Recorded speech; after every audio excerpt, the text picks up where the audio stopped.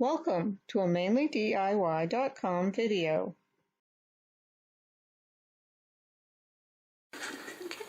So here I have a Cricut board that's pretty dirty. So I am going to take a scraper that I use on pots and pans and scrape off the big chunks. Try to get the big pieces like these.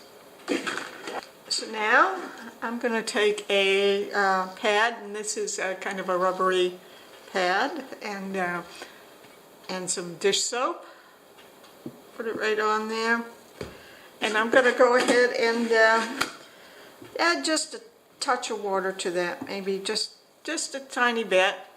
And then I am going to take that and scrub it down.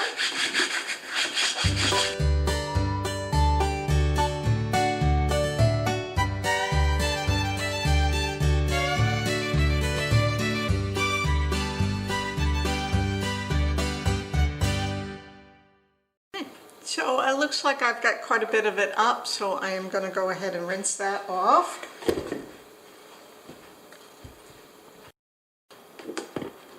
So I'm not looking for perfection here, but I'd say I've got, I don't know, 70% to 80% off. And once I get that thoroughly rinsed, I'm just going to set it aside to dry, and then it will be good to use later after it dries. It will still have that tackiness. Okay, so here's my mat. It's all done, and I'm getting a little bit of tack, and let me take a piece of paper and just stick it on there and show you that I am getting that tackiness back. So that's all there is to cleaning a Cricut mat, and that makes it good to reuse lots of times, and I'm sure this applies to other brands of mats as well. And thank you for joining us at MainelyDIY.com. I hope you enjoyed this tip.